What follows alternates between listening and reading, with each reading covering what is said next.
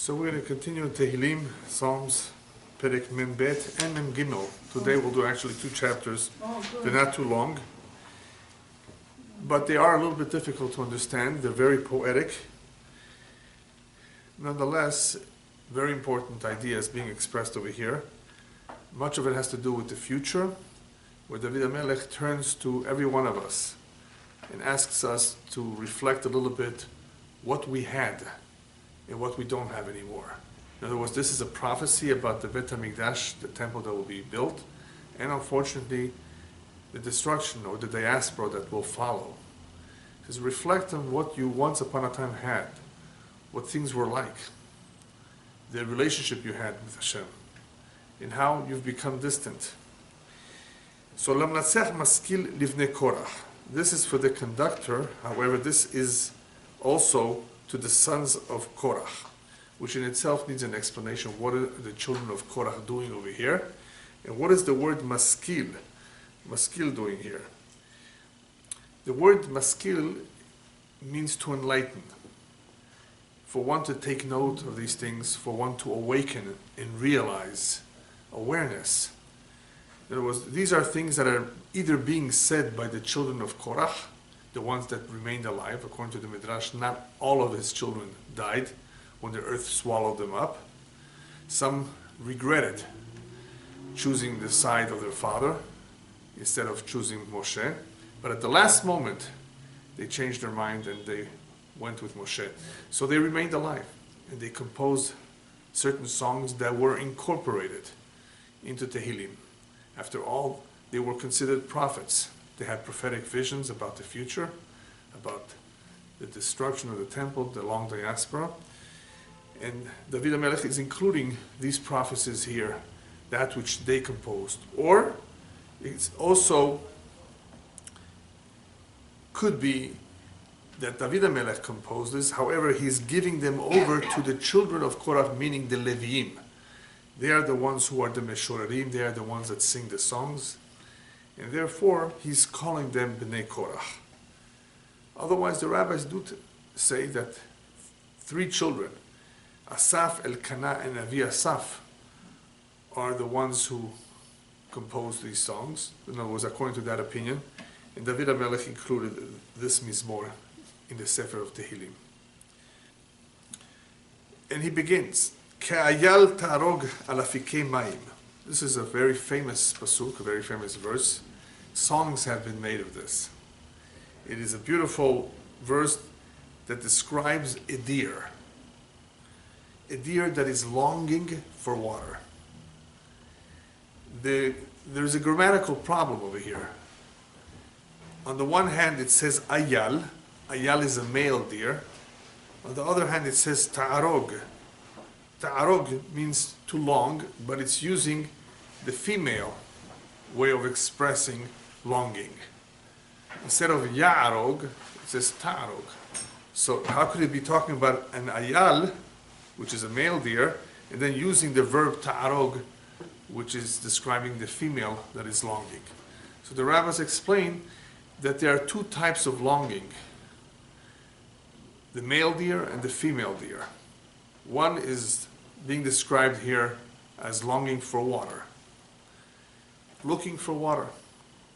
Another idea that is expressed by the rabbis is that the female deer sometimes has a difficult time in giving birth.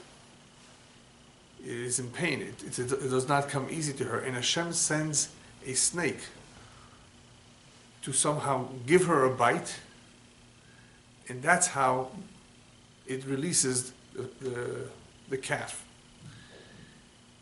Now, even though the rabbis say this in describing the birth of a deer, that it involves a snake, we may not see that today, that a snake is involved in helping the mother deer give birth. What it means is intervention from above. That birth does not come about easy for some reason for this animal, and somehow in an act of nature, which is really an act of God, by intervention of God, this comes about.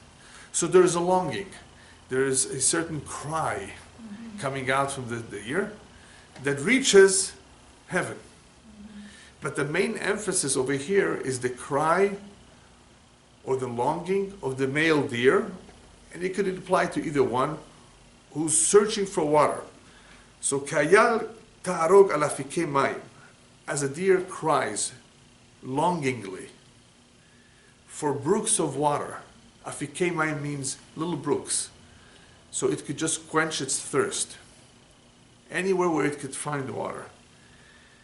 Ken nafshi ta'arog elecha Elohim. In the same way, my soul thirsts for God, thirsts for you, my God. So here David HaMelech compares himself, or compares his cry, his longing, to a deer. What's so significant about the longing of the deer? Because the deer, we are told, is the most compassionate of animals. When it searches for water, it does not only have itself in mind, it has all the animals in mind. And because of that, when it longs and it cries out, its cry reaches Shamayim, reaches heaven, and as a result of that, Hashem has mercy and sends the deer the water, points the way where he could find his food, his water, which then he shares with the rest of the animals that need it as well. The thirst for water over here does not only mean water. Obviously, David HaMelech has other ideas in mind when he says, or when he compares himself to a deer in search of water. What's water? Well, water means survivability. Water means life. And David HaMelech is saying, I cannot survive without God. In the same way that a deer searches and longs for water, I search a connection with God. I want to be close to Him. I cannot be without Him. Ken nafshi ta'arog elecha Elokim. In other words, in the same way that a deer wants this water, needs this water, I also need you. Besides the necessity of God, commentaries explain that this also describes the ultimate goal that every human being should aspire for, and that is shlemut, to complete himself. Shlemut means to complete itself, to be close to God, to be spiritual. That's called shlemut, refining one's character. And one should look at those goals as not only as something that is optional, something that is good, but something that is a necessity. One is not complete in this world unless he has a kesher, unless he has a connection with God, a very close connection. Unless he strives for that, he's wasting his time in this world. What are we here for? Just to work and to eat and to sleep?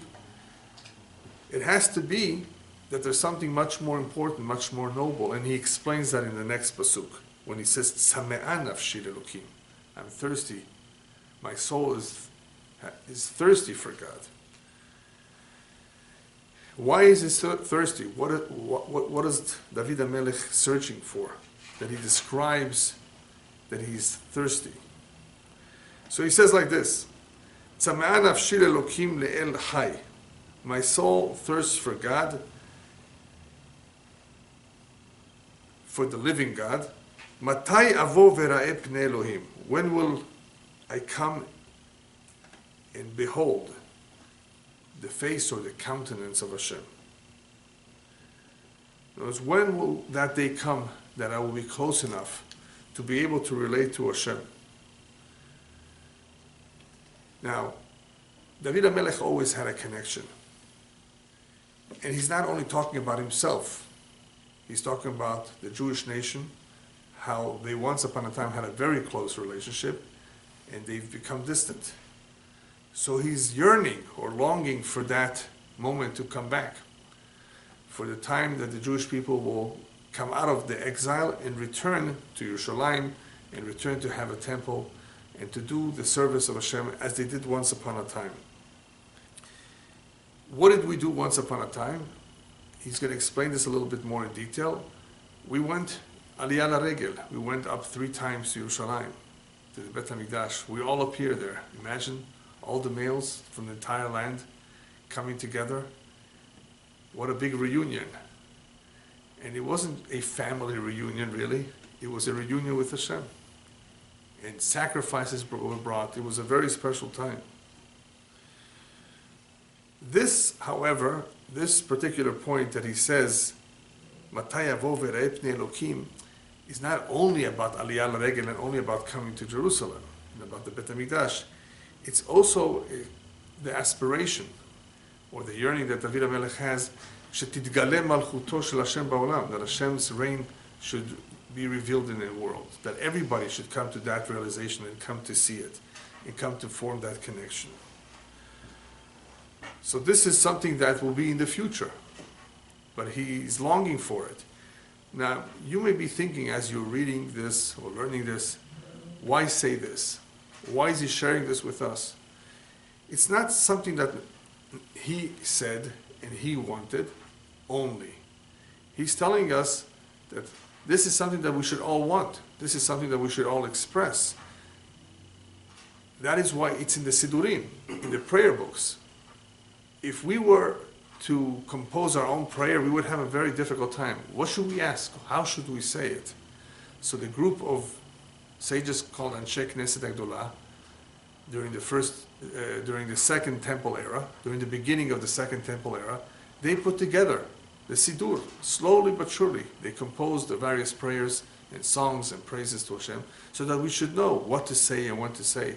Otherwise, people don't have that kind of a vocabulary. They don't know how to express themselves. So here David HaMelech has in mind everybody. He says, this is what you should ask for. Right? Don't ask for a new car. That's not the kind of thing that you should be thinking about, even though it's okay to get a newer car. But he's saying life is so precious. There are many, many more important things in life than the material possessions that we have. And the most important priority of all is the connection with God. And this is stressed in the Torah, not only in Tehilim. But David HaMelech has to bring it to our attention because people forget. I mean, why do we still have war? Why are there problems amongst people? Why people can't get along? It's only because they don't know what is a true priority in life, what's really important and what's vanities and what's not worth pursuing. So David HaMelech shares with us, this is what I wanted and this is something that you should want for yourself. Now he uses here the word Elokim. Elokim is judgment. So judgment, in some ways, is harsh. So what this also means is that when God reveals himself and the truth comes out, there will be judgment over those nations that did not follow his word. So in some ways, David HaMelech is asking for that time to come about sooner than later. That the truth should come out, that everybody should be aware that there is a God in this world. He says the words Vera'eh Pnei Elokim, and I should see the countenance of God, meaning that's more important to me than to eat or to drink. This is what I want. This is all that I ask for. However, in the meantime, there are struggles. David HaMelech did not have an easy life, and since this is predicting the future, he sees that there will be very painful times in the history of the Jewish nation. And he says as follows in the next pasuk, Haytali dim'ati lechem yomam v'layla, be'emor elai kol hayom hayeh Elohecha. My tears have been to me like bread, day and night. When they say to me all day, hayeh Elokecha, where is your God? So here, what is he saying with lechem, bread? My tears were like bread. Well, bread is something that we have every day. I cried every day. That's one explanation given as to why he compares it to bread. Haytali dimati lechem. It was like a routine, regular regiment of tears that I had. Yomam v'layla, day and night. Others explain that the reason he compares it to bread is because he cried so much he didn't have a need and didn't care to eat. That took the place of his bread, the crying about the future, about what he saw. So he cried day and night. And what bothered him the most, when he hears everybody who's his enemy saying, where's your God? You believe in God? How could he allow so many millions of people to die in the Holocaust, as an example? This complaint, or this, what's the word for it, huh? Claim.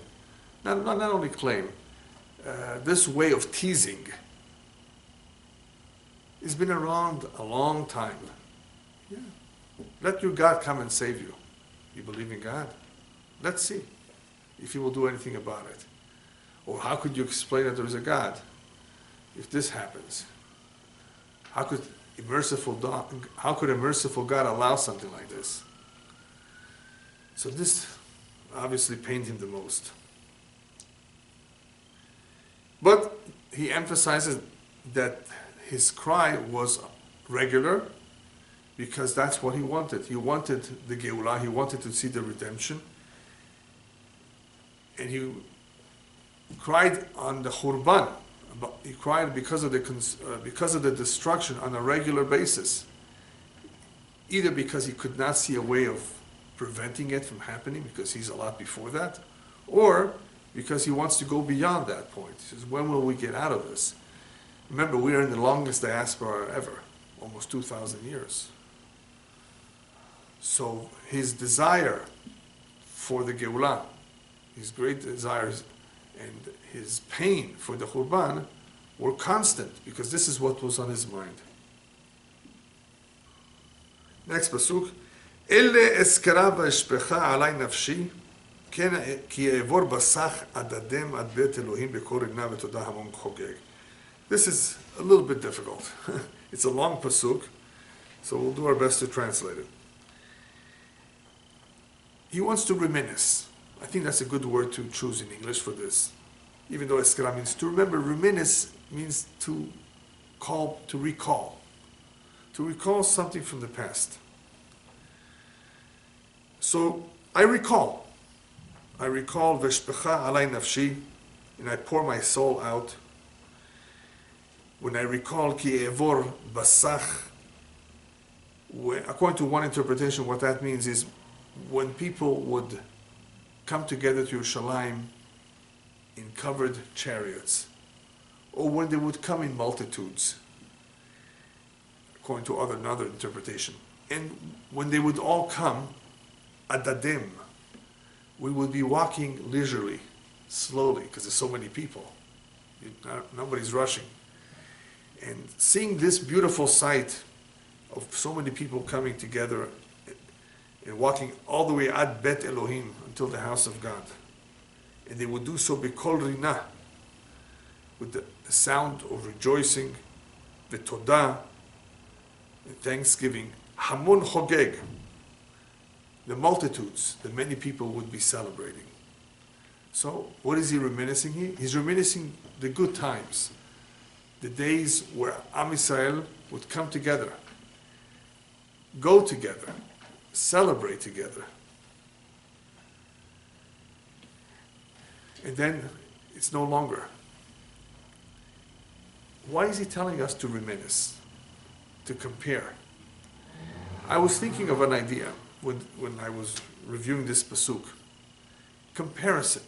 Comparing the good old days with days that may not be as good. Do we gain anything from comparing? On the contrary, it makes us feel bad.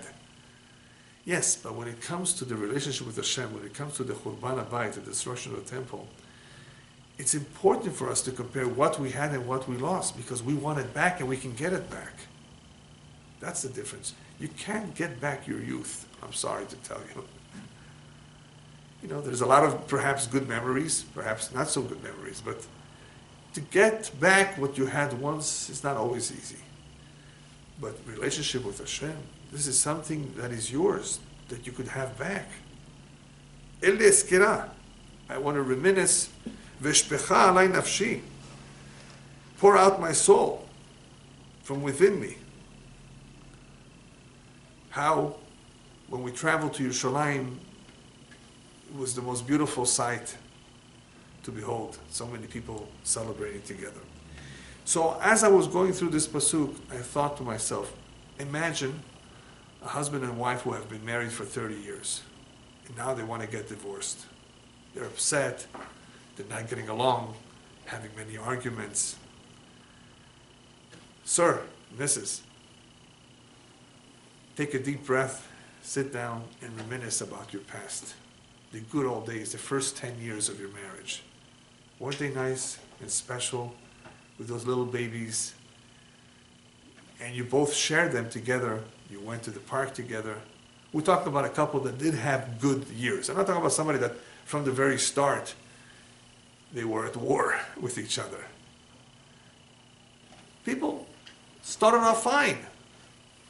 Think back what you had and what you lost because of some stupid arguments that you may have had, because of the mother-in-law, because of some other issue that interfered. Not you, your mother. This happens. People who are really good for each other, and they were very successful with each other. What happened? Look back. You celebrated. Remember that 10th anniversary? Remember that cake he bought you? Remember that gift that he hid underneath your pillow to surprise you? Remember that anniversary card that she wrote you? How she spent time choosing the words? Isn't that interesting? How sometimes people just forget and erase from their memory the good? There's always the good, the bad, and the ugly, right? We always have that in life. Look away from the ugly. You see a beautiful apple. You know those ones that are red and green, colorful on the outside, really juicy, crispy, tasty. But you see a corner that is brown, that is rotting. Are you going to throw away the whole apple? I hope not. You're going to cut away the part. Same thing with bananas, you know. They always become brown very, very quickly. Are you going to throw away the whole banana with just a little bit of it is brown? You cut away the bad spot, the portion that's spoiled. In life, it takes maskil. That's where you started off with the word maskil. It takes intelligence to figure out how to get along with that which we do not like. We can't run away from it. You have to know how to deal with it. So I think that this is a very important idea that even though nobody mentions it over here, it has nothing to do necessarily with what David HaMelech is talking about, but it's a similar concept that he wants to ingrain in us. Enlighten yourself. Stop and think about what you had and what you lost. Well, in life, stop and think about it too. In your marriage, in your other relationships. And this will do some good perhaps too. You like this example? I mean, I think it's something that could be of great use to couples. So now David HaMelech comes to a conclusion. In the meantime, we don't have the Geulah yet, we don't have the redemption. So what should we do? So he's talking to himself, but he's also talking to every one of us. Matishtochachi nafshi. Why are you so downcast? Tishtochachi, bending down. Nafshi, my soul. Vatehemi alai. And you are, tehemi is like you're wailing. You feel sad, depressed, you're down. Right now, it's not a time to be down. That's not going to help you. Depression is not going to help you. You know what may help you? I shouldn't say may, for sure will help you. Something that is a guaranteed help is Ohili. Ohili lelohim ki od odenu yeshuot panav. Ohili in English is translated as to have hope, But I would also add that it's not just hope, it's to look forward. Hope is more tikva, kaveh Hashem. Ohili is really more of a looking forward, of a yearning. That the time will come, the day will come, that Hashem will take you out of the diaspora. So therefore, have this hope in you. Continuously hope that it could happen at any moment. And that is what we are instructed to do. We believe in complete faith in the coming of the Mashiach, and it can happen any day. And even if he is delayed, we will still look forward to his coming. Tremendous, important principle of Judaism, because it strengthens our faith, it strengthens our connection with Hashem, it instills in us hope, especially in difficult times. So don't be downcast. Have hope in God, because the time will come. I will thank him, thank Hashem for his Yeshuot, for his deliverance, for his salvation of his panav, of his countenance, of his face. What does panav have to do with this? Yeshuot, Yeshuotav, Yeshuato, his deliverance. Why say the Yeshuot of his panav, of his face, of his countenance? Well, one idea that comes to mind is that the galut, the diaspora, is compared to a hester panim. God's face is concealed from us. We don't see him. It's not so obvious. So when he turns to us, then it is when we see his Yeshuot. Then it is when we see the miracles. So Yeshuot panav is when he returns to us, when he reveals himself to us, when we can actually see him. Not that we see him, because there's nothing to see, but we see him in action. The miracles are much more visible, more revealed. Even though there are miracles all the time, we don't always see them. So there will come a time, David HaMelech says, that I will thank him, because one of these days, hopefully very soon, we're going to begin to see, we are already beginning to see, all the miracles which clearly point that Hashem is slowly but surely revealing himself to the world. Just like the light of the dawn. In Shir HaShirim, the Song of Songs, the Shlomo HaMelech says that the redemption will be like the light of the dawn. It first is a very, very dim light, a small light. But as the sun begins to rise, it becomes brighter and brighter.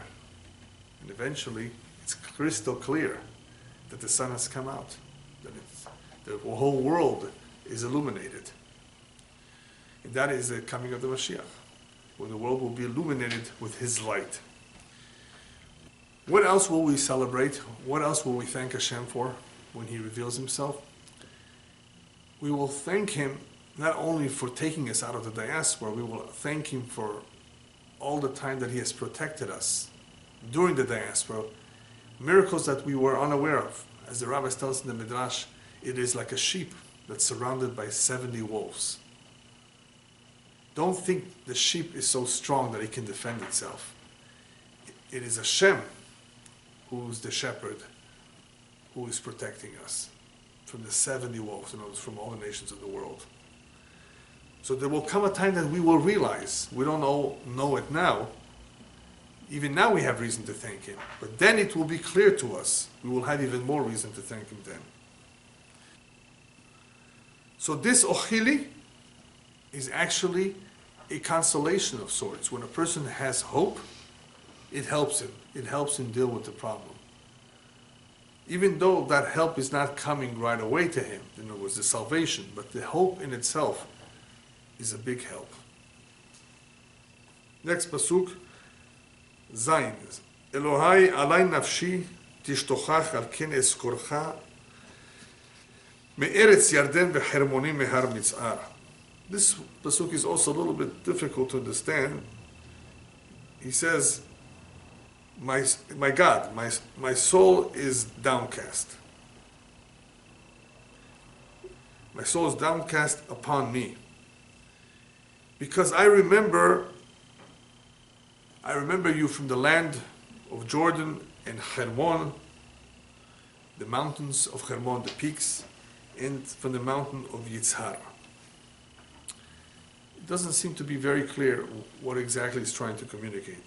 But this is also reminiscing the past. What happened in these mountains, or what happened in this land of Jordan? According to one interpretation, David HaMelech is talking about the past history of the Jewish people, our forefathers, how they were in Har Mitzar. Har Mitzar is a small mountain. Which one is a small mountain? Sinai, where we got the Torah. Where Hashem took us through the Jordan, through the Hermonim, through all the mountains in that area, on the way to Eretz Yisrael. And even though we sinned, and even though we caused a lot of trouble, still, He kept His promise and took us through and brought us to Eretz Yisrael. So, Al ken eskorcha, I will remember the past, so much that you did for us in the past, even though we misbehaved, even though we sinned. And therefore, he's going to follow up with the next pasuk. Since you were so kind to us and did so much for us and demonstrated your hashgacha, your supervision over us, then why are things so bad right now? They're so bad, he explains in the next pasuk, that tehom el tehom kore lekol tzinorecha kol mishbarecha v'galecha alay avaru. Like I told you, these pesukim are going to be a little bit tough. Basically, the translation is like this. Tehom el tehom. Tehom means the depth of the oceans. So the depths call to the depth. Kore lekol tzinorecha. And they call at the roar, the sound of tzinorecha, your channels. Kol mishbarecha v'galecha alay avaru, all your breakers and waves. You know what breakers are? Like waves. Swept over me. Again, another pasuk which is hard. But he's talking about tzarot. The theme of this pasuk has to do with all kinds of problems that the Jewish nation has experienced. And it's not just the problems, it's that they were tehom el tehom. This is all a description of one after another.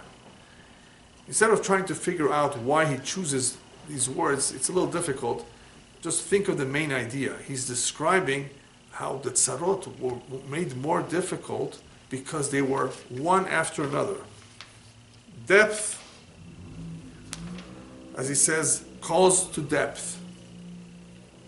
One issue after another. Lekol tzinorecha, through all the channels. In other words, through all the means and through all the ways that they came. In so many ways. In so many places. And kol mishbarecha v'galecha, and the waves came over him. Now, came over him is also beneficial. He didn't drown. Okay? So he realizes this. In other words, the simple understanding is all of this overwhelmed him. All of this overwhelmed us. One after another. Wave after wave. Empire after empire. Everybody persecuted us. You know how many times they were exiled from so many countries in Europe? Just about every country in Europe. If you read the history, they were kicked out. The Jewish communities there. So one after another. Rabbis tell us that sometimes we have waves coming at us. And these waves are symbolic of tyrants. Tyrants. Rodan. Or all kinds of difficult times that we have it very difficult dealing with them. We don't know how to avoid them. Rabbis tell us, just be careful not to fight back. Think of it as a wave. Let the wave go over your head. Don't try to fight it. If it's too strong, it will drown you. Let it just go over you. So bend down when you see a big wave and let it just go over your head. and continue to float. Very important idea. When you see a situation which is very difficult, or you see an individual, a tyrant, who makes issues all kinds of very difficult decrees, if you can easily, convince him to cancel them, that's fine, but sometimes it's very difficult. When you're dealing with an enemy, bow your head down. If he's too strong for you, don't try to fight him, because it could be that this is what needs to be for now. And humble yourself, and you will stay alive. And David HaMelech, even though he's describing here as difficult times that the Jewish nation experienced or will experience in the future, he's saying, don't forget that these waves went over their head, meaning that they nonetheless survived against all the odds. So many stood up against them, as we say in the Haggadah, B'chol dor v'dor omdim aleinu l'chalutenu, and Hashem matzilenu miyadam. In every generation they stood up against us. So many have stood up and tried all kinds of plots, but the waves just went over, and the Jewish people are still around. Next pasuk, Yomam yetzaveh Adonai chasdo v'layla shiro imi tefila le'el chayai. By the day, Hashem ordains His kindness, and by night, His song is with me. Tefila le'el chayai, a prayer to God of my life. Anybody understand what he's saying here? Hashem ordains or instructs His kindness during the day. Well, why not at night? And His song at night. This is also a very famous pasuk that the rabbis talk about at length. Many ideas are being expressed over here. Day and night is a very significant, I guess we can say, two very opposites, day and night, and they represent all kinds of things that are opposite. The day is Olam Haba, when Mashiach comes, when things are clear. The night is Galut, the diaspora. There's no light. It's dark. It's not easy. So Yomam Yitzaveh Hashem Chasdo. When will He ordain His kindness? When will the kindness be in full display? When Mashiach comes. Right now, Balayla, at night, we have Shiroimi, we have His song. What does that mean? We have to give praise and song to Hashem for what we have. Whatever we have is good. It's not the ultimate kindness. The ultimate kindness will be during the day. But in the meantime, we have Shiro. As they say in English, sometimes just count your blessings. And there are many, many blessings that we can count. Look back at your history and look what Hashem has done for you until now. That's Shiro. That's the song. When we sing to Hashem, we're singing and thanking for what we already know. But that's nothing in comparison to what will be when Mashiach comes, because that will be Yetzaveh Hashem Chasdo, when He will ordain, when He will instruct, when He will send all His kindness with outstretched arms. That will be a whole different kind of an experience. So that's one way of understanding the difference between day and night. The diaspora versus what will be in Olam Haba. The rabbis, however, tell us that whoever learns at night Torah, chut shel chesed matuach alav bayom, chut shel chesed nimshach alav bayom, a thread of grace will be on him, will be spread on him during the day. What does it mean, a thread of grace will be on him the following day? A thread of grace is an expression in, I guess, rabbinic Hebrew,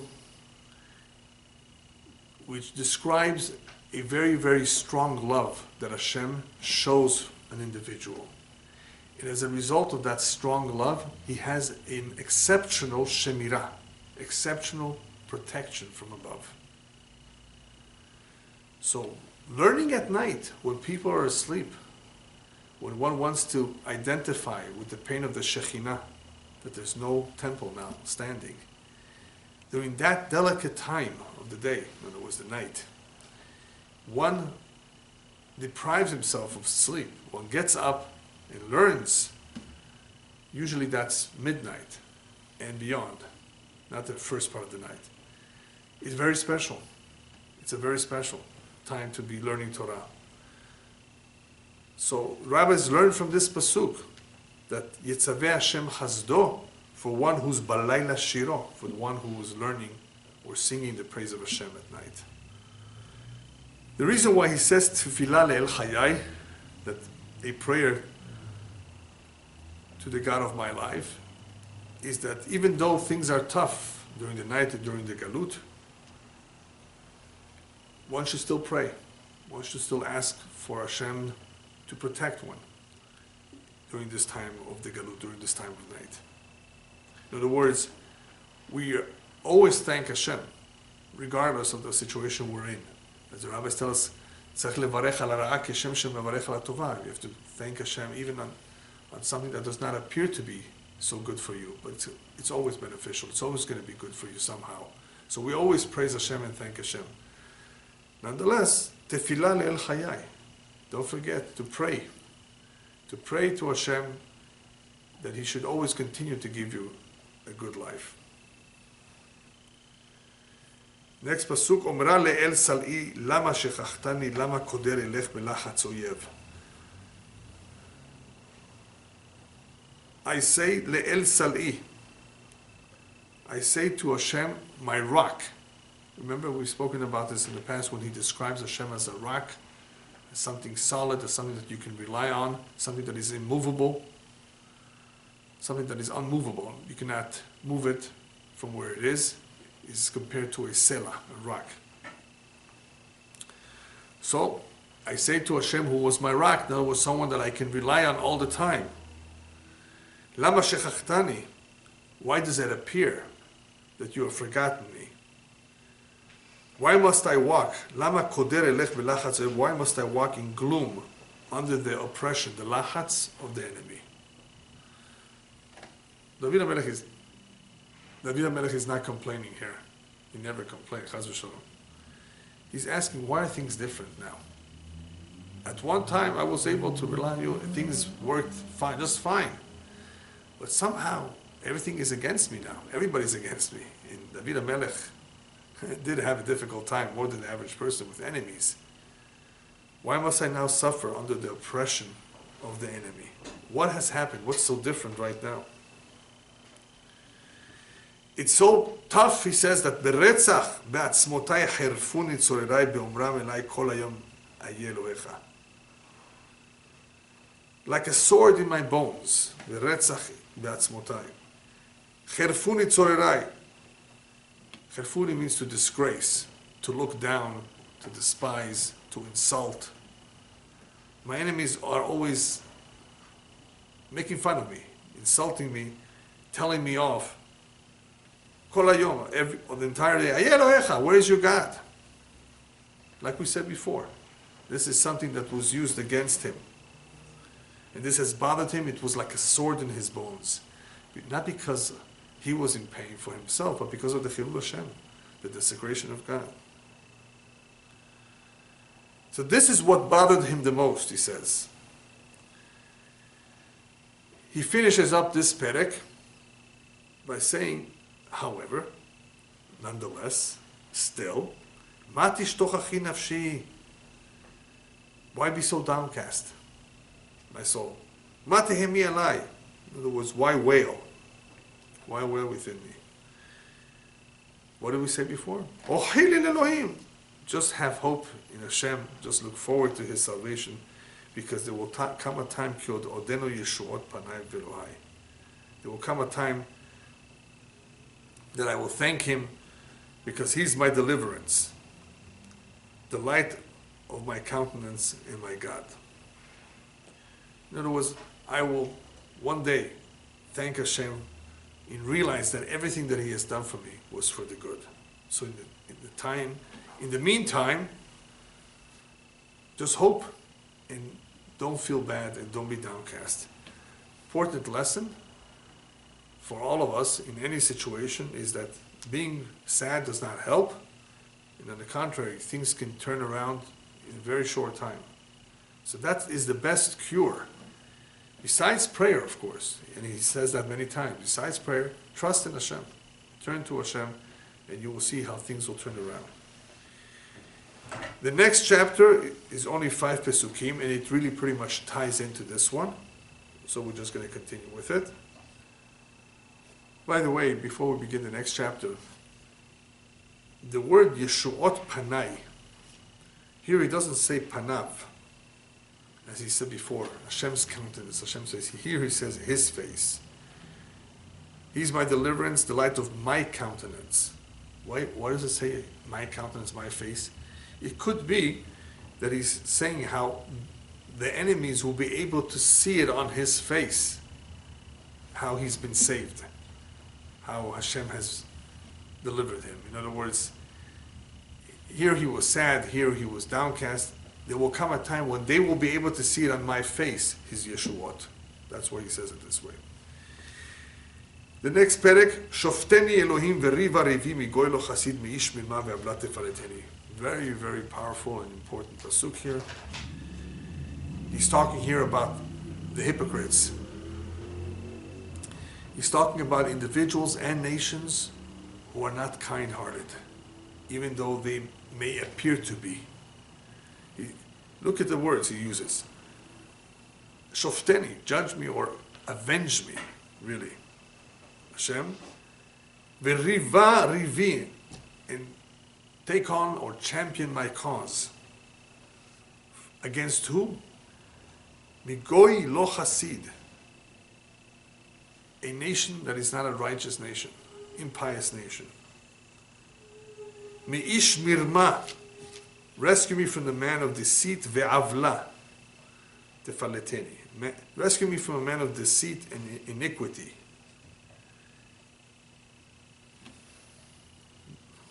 Why choose to describe a nation as being lo chasid, not righteous? Just say an evil nation, a bad nation, a nation that is lo chasid. So what's the remez here? What's the insinuation here? They appear to be chasidim. They want to give that appearance. Oh, we really care about you. We want to help you. But they're not.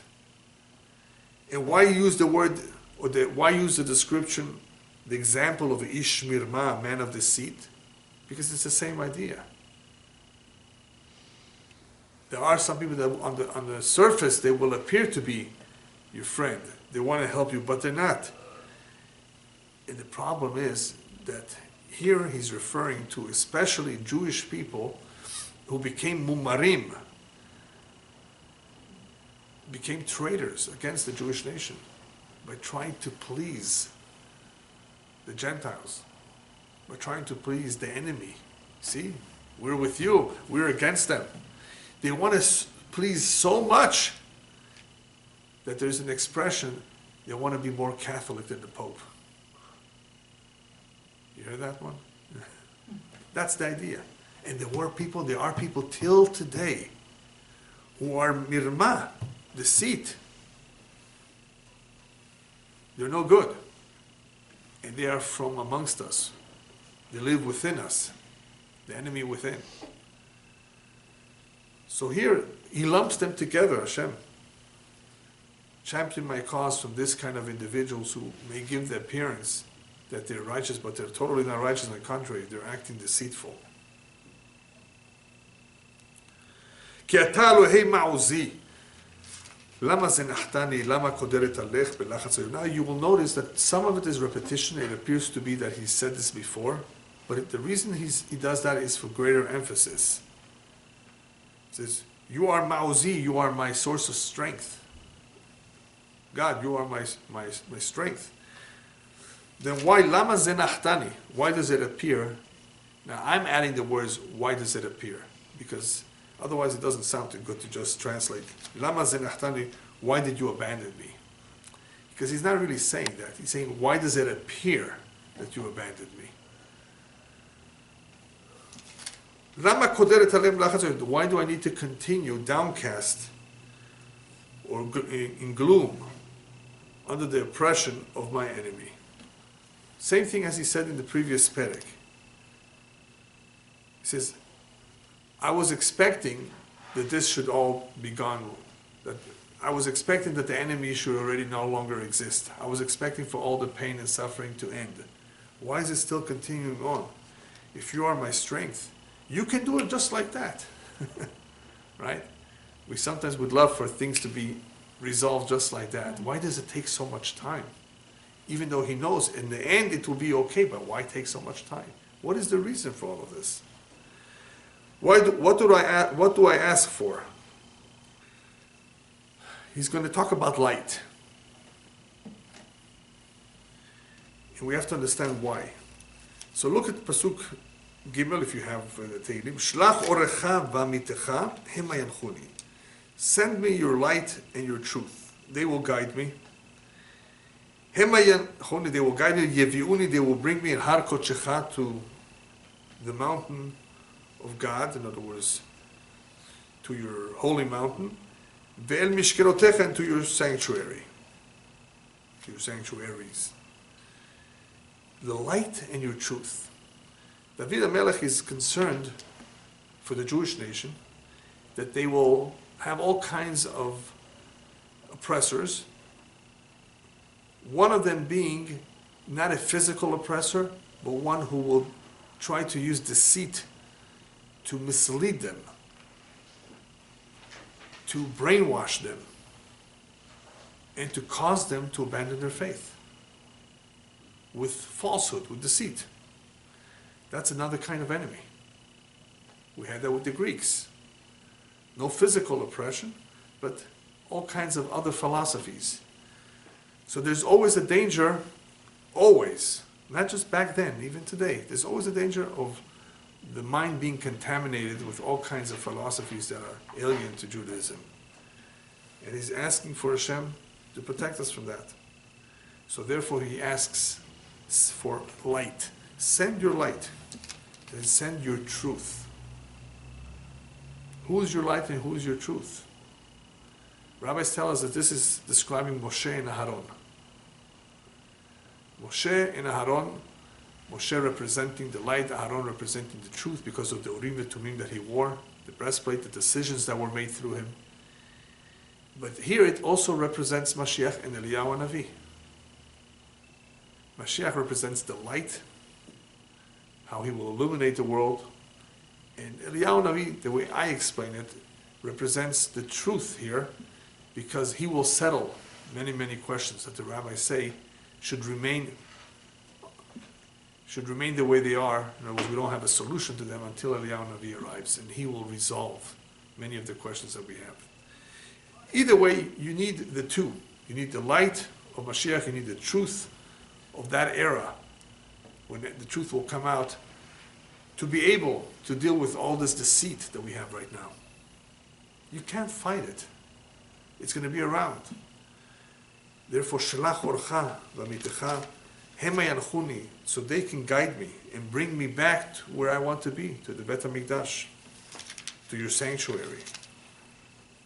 And what will happen then? Va'avo el mizbach Elohim el simchat gili yevodecha bechinor Elohim Elohai. And at that point, I will come to the altar of Hashem, and El, that was my God, simchat gili, the joy of my delight, vodecha bechinor, and I will thank you with a kinor. You know what a kinor is? It could be a harp. Today they use the word kinor for violin, but there was also a musical instrument called a lyre, L-Y-R-E, that looks like a small harp that the Greeks used to use a lot. It has a beautiful, beautiful sound. Looks like a small harp, L-Y-R-E, if you want to look it up. And I will therefore thank you at that point with a kinor Elohim Elohai. In other words, O God, my God. He's being very expressive now. He will be so thankful. Because at that point, everything will be so clear that his thanks to Hashem will be in the most expansive way possible. It was even with the musical instrument. It says Bechinor. It's not just words of praise. At that point, when Mashiach comes, we will realize that everything that happened, even the Holocaust, was for a good cause. Can you imagine how much joy we will have then? Oh, you mean they're not gone forever? You mean they're coming back? There's such a thing called Tchiyat HaMetim, a resurrection? You mean all those that were burned to ashes, all of a sudden, they didn't disappear? But they made them into soap. But they drowned in the seas. They were burned in the crematoriums. No, here they're back. On that, the verse says, Az yimalech sechok pinu. Our mouth will be full of laughter, of joy. What we say? It was just a bad dream. And that time is coming soon, by the way. This is B'ezrat Hashem, this generation. It's going to be an incredible sight to behold. It says, I want to get there, David HaMelech says. I want to then approach the Mizbeach and thank Hashem properly. Today, we can't be as thankful. Yes, you could, but not in the same way because we are not allowed to have all that music. According to the custom of various communities, especially in Yerushalayim, you can't have as much music in your weddings because of the Churban Habayit. Ever since the destruction of the Bet HaMikdash, our simcha is incomplete. We break a glass underneath the chuppah for the same reason. Our joy is incomplete until the Bet HaMikdash is rebuilt. So that's what David HaMelech says, let that time come when I can rejoice completely with you, when I can come to the altar, when I can express my thanks to you in realization that everything that happened in the past, throughout our long diaspora, was for the good. So once again, the last pasuk is a repetition of the last perek. Therefore, in turning to us, he says, even though he's talking about himself, he says, Mati shtochachi nafshi. Why be so downcast, my soul? Matehemi alai. No reason for you to wail. Ohili lelohim. Just hoping God. Ki ododenu yeshuot panai v'lohai. The time will come that we will see that He's my deliverance. The light of my countenance. Panai, once again, he says, the light of my countenance, Elohai, and my God. So Hashem is my deliverance. And therefore, there's no reason to feel bad. There's no reason to feel depressed. Hope in Hashem is the best cure. The additional emphasis over here that David HaMelech is reminding us by repeating the same verse is that just don't forget that salvation is in the hands of Hashem. Whenever you see a difficulty, whenever you see some big problem, war, or someone is the leader of your nation is a wicked and evil man, and there's all kinds of persecutions, regardless, if you're confronting such a situation, just remember, the address is up there, not Uncle Sam, not Air Force, armies and all that. Remember, Ochili Lelokim, that's the one you have to hope in. That's the one where you have to put your hope in. That's the one where you have to turn to. And other than that, there's no other solution. So, because of the situation that we're in today, where there's a lot of chaos everywhere, the same thing. We shouldn't feel sad, downcast, depressed. The economy is not doing well. People are having a hard time. Yes, I mean, we should feel bad for them. But we should continue to pray and to hope and not forget that any day, B'ezrat Hashem, we're going to hear good news. And it will be our turn to thank Hashem for everything that He has done and for what He's doing now. For what B'ezrat Hashem, what He will continue to do. The segula of this two parakim is the same segula as the one for chapter 41. Somebody's in trouble, about to lose his job. They want to replace him with someone else. Say these chapters. Say that any one of these three chapters 3 times It's a very strong segula. It has the power of protection. For some reason, it works with the job, but I'm sure it could work with other things too. I think that these perakim have one important common theme, especially the last two, and it's to remind us to not lose hope. Regardless of the situation we're in, is to always turn to Hashem because He is our hope. Amen.